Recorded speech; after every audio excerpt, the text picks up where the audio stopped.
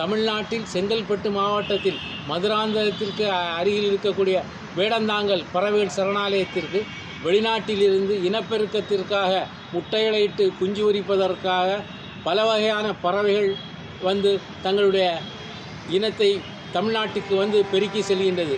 இதை பார்ப்பதற்காக பள்ளிக்கூடத்திலிருந்து இன்ப சுற்றுலாவாக மாணவர்களை அழைத்து செல்கின்றார்கள்.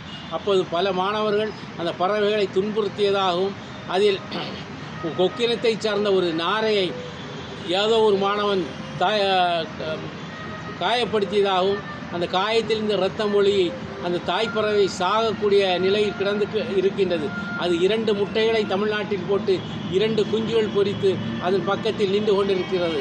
இதற்கு தமிழ் இலக்கியத்தில் உள்ள வரிகளை அடுக்கும் துடுக்குமாக கோர்த்து ஒரு புது கவிதையை வடிக்க வேண்டும் என்று சொல்லி ஒரு பத்திரிகையில் செய்து வந்திருக்கின்றது. இதற்கு அந்த தாய்ப்பறவையினுடைய இயக்கத்திற்காகவும் தமிழ்நாட்டில் இருக்க மக்களுடைய சிந்தனைக்காகவும் அற்புதமான ஒரு வரிகளை தொடுத்து ஒரு மாணவன் ஒரு புது கவிதையை அமைத்திருக்கின்றான். இதுதான் வந்தாரை வாழ வைக்கும் தமிழகமோ, இதுதான் காந்தி மகான் பிறந்த தேசமோ, இதுதான் காமராஜர் வாழ்ந்த மண்ணோ, இதுதான் அறிஞர் அண்ணா ஆண்ட நாடோ, இந்த மண்ணிலா கம்பன் கவி சக்கரவர்த்தியானான், இந்த மண்ணிலா தெய்வ புலவன் திருவள்ளுவன் தோன்றினான், இந்த மண்ணிலா பாரியும் காரியும் வாழ்ந்தார்கள், இதுவா குமணன் குடிகொண்ட நாடு, தான் செய்த தவறுக்கு தன் கையையே துண்டித்த பொற்கை பாண்டியன் வாழ்ந்து மறைந்ததும் இந்த மண்ணில்தானோ, நீதி நிலைத்திட ஈன்ற மகனையே தேரேற்றி கொண்ட மனுநீதி சோழன் ஆண்டு மாண்டதும் இந்த மண்ணில்தானோ, எங்கே போய்விட்டான் அந்த சிபி சக்கரவர்த்திகளையெல்லாம் வல்லூர்கள் சாப்பிட்டு விட்டன போலும். இல்லை இல்லை, ஓ நீதி தேவதையே, ஓ நீதி தேவதையே, எங்கே உன் வாழ்?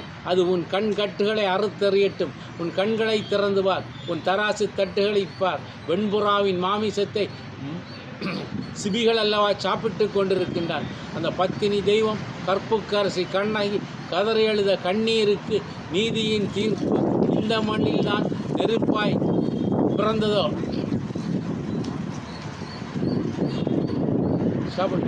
முட்டையில் இருக்கும்போதே கேட்டோமே அம்மா, மூடர்கள் வாழும் தேசத்திற்கா போகிறோம் என்று.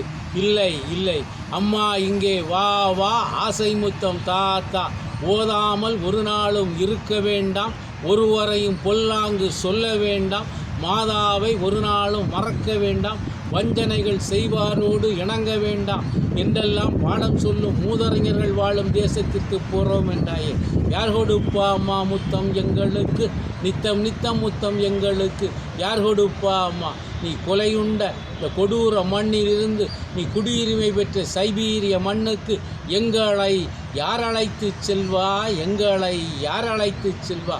சாவின் நீளம் இத்தனை தூரமோ உனக்கு செத்து தொலைணும்னு தலையெழுத்திருந்தா நீ சைபீரியா நாட்டிலே செத்துருக்கலாமே. அங்கே சைபீரியாவில் இருந்து ஆயிரக்கணக்கான கிலோமீட்டர் பறந்து தமிழ்நாட்டில் வந்து எங்களையும் பெற்று போட்டுட்டு நீ செத்து போகிறைய. பறந்து வரும்போது முட்டையில் இருக்கச்சிலேயே கேட்டோமே, முட்டாப்பாய்க்க வாழக்கூடிய நாட்டுக்காக போகிறோம்னு. இல்லை, மூதறிஞர்கள் வாழக்கூடிய நாட்டுக்கெல்லாம் கூட்டிகிட்டு போகிறோம்னு சொன்னேன். சைபீரியா நாட்டினுடைய சிட்டிசனில் நம்முடைய சிட்டிசன்ஷிப் முடிஞ்சு போச்ச. நம்முடைய குடியுரிமை பெற்ற சைபீரிய மண்ணுக்கு எங்களை யார் கூட்டிகிட்டு போகணும்? 2 பறவைகளும் தாய்ப்பறவை பார்த்து கேட்பதைப் போலும் ஒட்டுமொத்த தமிழகத்து மக்களை பார்த்து கேட்பதைப் போலும் இருக்கின்றது. ஒவ்வொரு வரிகளும் கூலிக்கு மாரடித்ததாக இல்லை, கூர் வாழை எடுத்து நெஞ்சில் குத்துவதைப் போல் இருக்கின்றது. ஒவ்வொரு வரிகளும் ஒப்பாரி வைத்ததாக இருக்கின்றது. ஒப்பாரி என்று சொன்னால் ஒப்புக்காக வைத்த ஒப்பாரி அல்ல, ஒப்ப வைத்த ஒப்பாரியாக இருக்கின்றது.